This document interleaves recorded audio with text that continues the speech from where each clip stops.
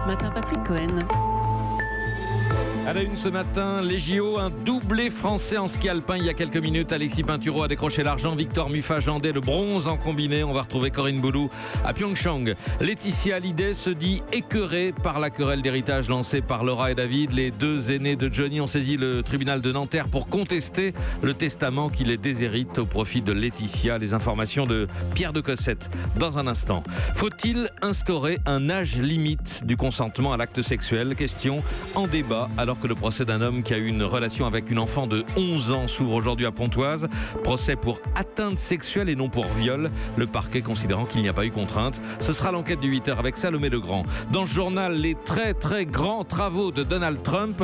200 milliards de dollars pour les autoroutes, les chemins de fer et aussi le mur avec le Mexique, nous dira Nicolas Barré. Et puis les sauveteurs bénévoles à moins de 400 mètres de chez vous qui interviennent avant le SAMU en cas de crise cardiaque. Ça se passe à Nancy et ça sauve des vies. 8h15. Le nouveau boss des maths, Cédric Villani, le député qui veut nous redonner goût aux mathématiques et qui veut surtout relever le niveau des lycéens et des profs. Pourquoi, comment? Cédric Villani avec nous dans Europe Matin, juste après le journal. Les JO, donc première épreuve de ski alpin ce matin et deux nouvelles médailles françaises ont combiné, le bronze pour Victor Muffa-Gendais et l'argent pour Alexis Pinturault, très heureux à l'arrivée. Je suis tout simplement très content, je me suis bien battu, alors ça échoue à 20 centièmes, mais j'ai beaucoup de chance parce que j'ai connu que 2 podiums olympiques et je l'ai 2 fois partagé avec un collègue, donc c'est toujours des souvenirs qui sont fabuleux. On fait un sport individuel, mais quand on peut le partager avec quelqu'un d'autre sur le podium, c'est inoubliable. Je vais pouvoir le faire avec Victor et ça c'est cool. Ouais. Alexis Pinturault, Corinne Boulou, vous êtes en direct de Pyeongchang pour Europe 1. Le combiné, c'est de la descente et du slalom, faut être bon dans les deux disciplines et donc mission accomplie pour nos deux Français. Oui, c'est le podium dont rêvaient les Français, même s'ils auraient préféré l'or. Seulement voilà, Patrick, l'Autrichien Marcel Hirscher reste intouchable en slalom. Le champion au palmarès XXL s'offre son premier titre olympique, d'ailleurs à 29 ans. Derrière lui, Alexis Pinturault a su sortir le grand jeu en descente puis en slalom en prenant des risques sur cette piste balayée par les bourrasques de vent. Pour se hisser donc sur la deuxième marche du podium, à 26 ans, le skieur de Courchevel obtient une deuxième médaille olympique après le bronze en géant à Sochi. Il est désormais vice-champion olympique et je peux vous dire que l'accolade tout à l'heure que j'ai vue dans l'air d'arrivée avec Marcel Hirscher montrait tout le respect que se portent ces deux champions. Et puis la bonne surprise de cette première course de ski alpin ici à Pyeongchang, c'est la 3e place de Victor Muffa-Gendais, médaillé de bronze pour ses premiers Jeux olympiques. Et donc nos deux Français rapportent les 4e et 5e médailles ici à l'équipe de France olympique. Corinne Boulou en direct de Pyeongchang en Corée du Sud pour Europe 1. Il est 8h03. C'est donc Laura Smet qui a allumé le feu dans la famille Hallyday en réclamant sa part d'héritage. Apparemment, le dernier testament signé de Johnny sous couvert de la loi californienne accorde l'ensemble de son patrimoine et tous ses droits d'artiste à sa seule épouse Laetitia, laquelle hier soir exprimait dans un communiqué son écœurement face à cette irruption médiatique. Johnny Hallyday pouvait-il déshériter ses enfants? C'est une longue bataille juridique qui se profile avec une question qui pourrait tout de même être plaidée rapidement devant la justice française. Pierre de Cossette, Johnny était-il plus californien que français? Un hommage populaire en présence du président de la République française.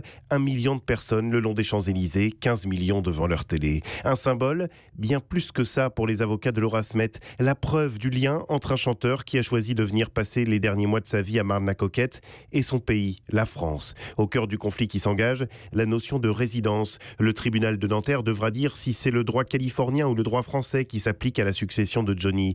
Le rocker vivait en partie à Los Angeles, il y payait ses impôts, mais est-ce suffisant? Il y a un précédent, Jean-Michel Jarre, le musicien. Son père, le célèbre compositeur Maurice Jarre, s'était installé depuis plusieurs dizaines d'années en Californie.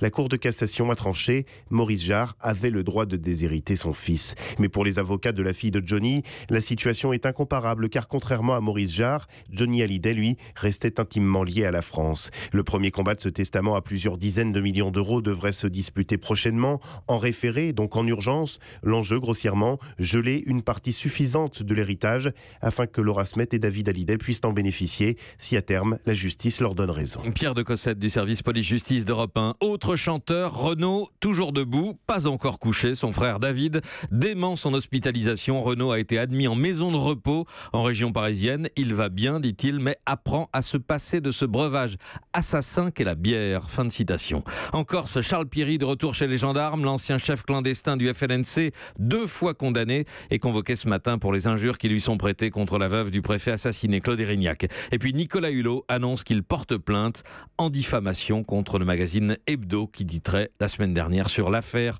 Hulot. Faut-il instaurer un âge limite pour présumer du consentement à un acte sexuel? Et si oui, lequel? À Pontoise, un homme de 28 ans sera jugé aujourd'hui en correctionnel pour atteinte sexuelle après une relation avec une enfant de 11 ans. Le parquet, considérant qu'il n'y a pas eu de contrainte, n'a pas retenu la qualification de viol, déclenchant une polémique et le dépôt de plusieurs propositions de loi. C'est l'enquête du 8h.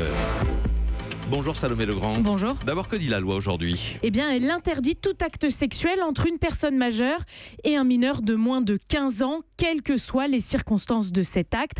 C'est l'atteinte sexuelle, un délit passible de 5 ans de prison et de 75 000 € d'amende. Pour l'agression sexuelle ou s'il y a eu pénétration, le viol, le fait que la victime ait moins de 15 ans est une circonstance aggravante qui peut alourdir la peine. Il faut alors démontrer qu'il y a eu violence, menace, surprise ou encore contrainte physique ou morale. La différence d'âge peut d'ailleurs être un élément de contrainte. Mais il n'y a pas de seuil, c'est laissé à l'appréciation des magistrats.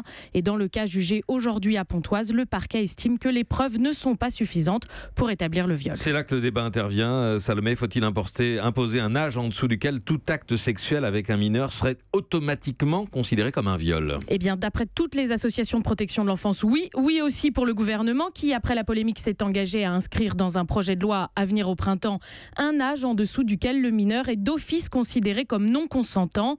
Toute la question est de savoir si c'est 13 ou 15 ans. Un rapport sénatorial rendu la semaine dernière va même plus loin. Rédigé par Marie Mercier, il préconise de créer une présomption de contrainte en dessous de 18 ans. Actuellement, ce qui est difficile, c'est que l'auteur, il va dire, mais attendez, elle ne disait rien.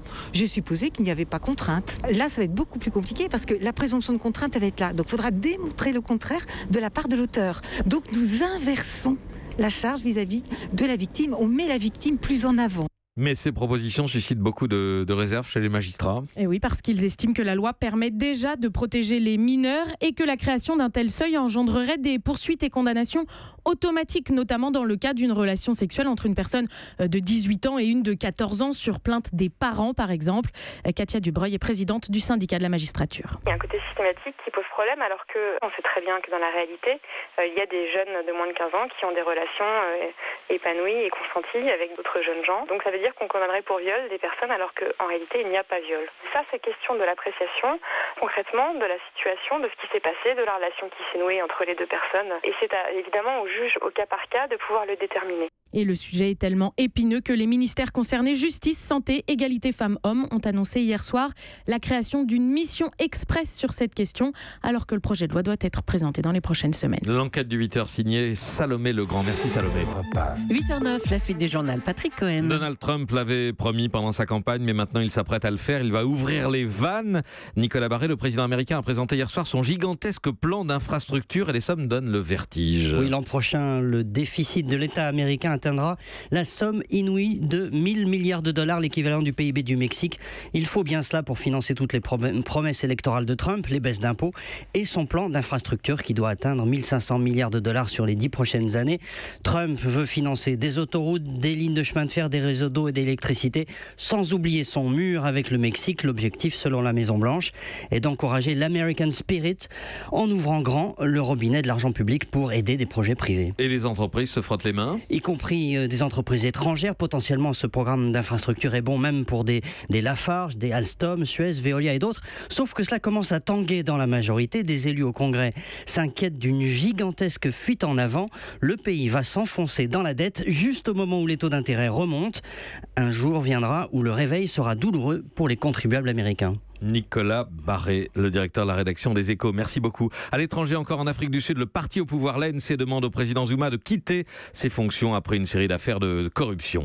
140 morts par jour, c'est le nombre de décès après un arrêt cardiaque en France, avec un taux de survie très faible comparé à celui de nos voisins. Mais il y a une ville où la mortalité est moins importante, c'est Nancy, grâce à ces sauveteurs volontaires de proximité, des bénévoles associés au SAMU, à qui on a confié un défibrillateur et qui sauvent des vies. Reportage Arthur Mbaché. Ce soir-là, Régine était sur le point de se coucher. Tout à coup, la sonnerie du portable d'astreinte posé sur le défibrillateur. 11h du soir, le téléphone a sonné, le SAMU.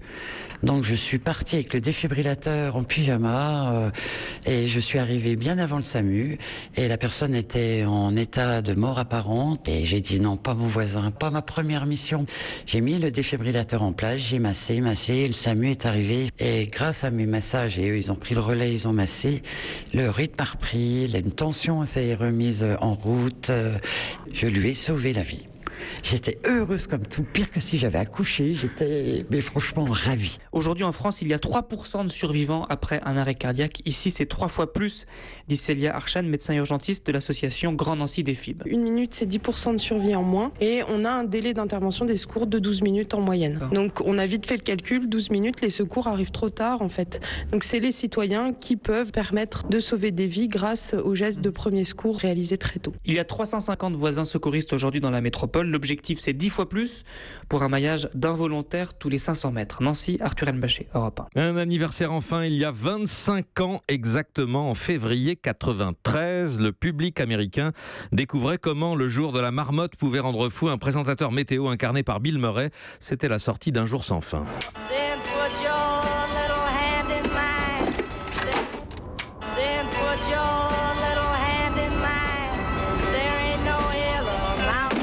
Comme chaque année, les regards de la nation se tournent aujourd'hui vers cette connerie de village de l'ouest de la Pennsylvanie. Bla bla bla bla bla. Dernière nouvelle, c'est un hiver qui ne risque pas de finir. Bill Murray condamné à revivre indéfiniment la même journée, mais combien de temps reste-t-il coincé? Quelques maniaques et le réalisateur lui-même, d'ailleurs Harold Ramis, se sont penchés sur la question en sachant qu'il faut pas mal de temps pour apprendre le français, le piano, la sculpture sur glace, etc. Eh bien le résultat dépasse les 33 ans, ce qui veut dire que Bill Murray serait toujours, à l'heure où je vous parle, enfermé dans sa boucle temporelle. C'est peut-être une question mathématique pour Cédric Villani, notre invité dans 2 minutes. Comment rendre les jeunes Français plus matheux qu'ils ne le sont? Europe 1.